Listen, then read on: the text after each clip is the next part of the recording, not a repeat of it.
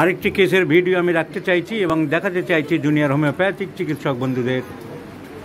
A very important case of asthma case. ভদ্রলোক থাকেন বাংলাদেশের খুলনা জেলায়। খুলনার কোন থানায় বাড়ি? পাইকগাছা থানায় বাড়ি। কি ইউনিয়ন? সোলাধন ইউনিয়নে উনি থাকেন, সোলাদানা।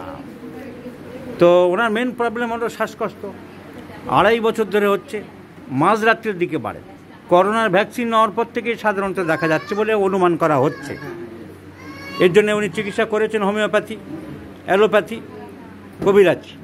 কবিরাজি বর্তমানে চলছে।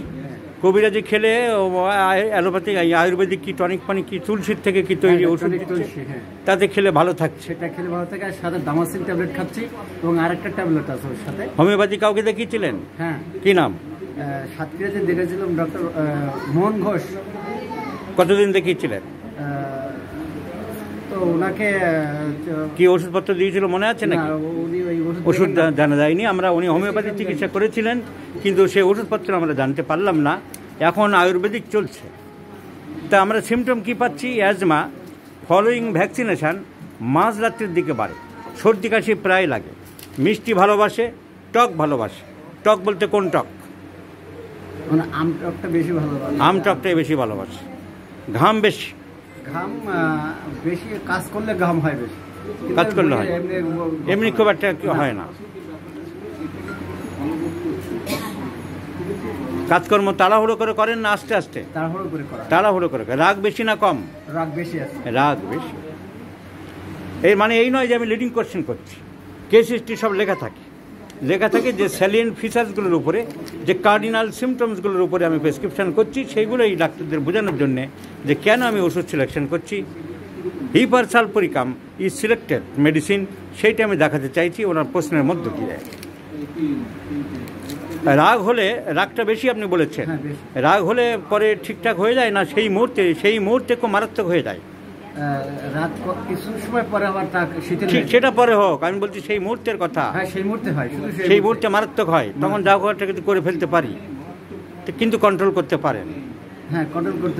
করে ইম্পালসিভনেস, দিস সিমটম ইজ কল্ড ইম্পালসিভনেস। সেই সময় দাওয়াটা কিন্তু করে ফেলতে পারি।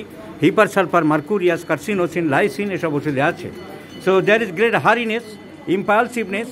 Hypersulfur is a great medicine for the asthmatic troubles, which aggravates at the night, at midnight.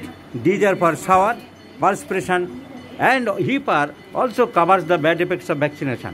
Bad effects of vaccination not means antimatter, thuja, and silicea. There are many modern medicines comes under this group. Hypersulfur, gelsemium, mesaerium, pulsatilla also are important to remove the bad effects of vaccination.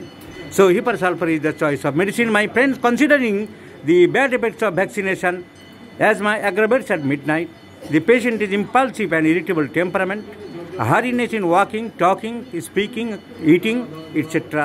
And these are for shower and a little bit of perspiration. So hyper is the choice of medicine, and I do believe hyper will completely cure the patient. আপনাকে আরোগ্যের জন্য যত সম্ভব চেষ্টা করছি। খুব ভালো ওষুধ selection এসেছে। আর ভিডিওটা ডাক্তারদের শেখানোর জন্য আপনি যে পারমিশন দিয়েছেন, আপনাকে অসংখ্য ধন্যবাদ জানাই।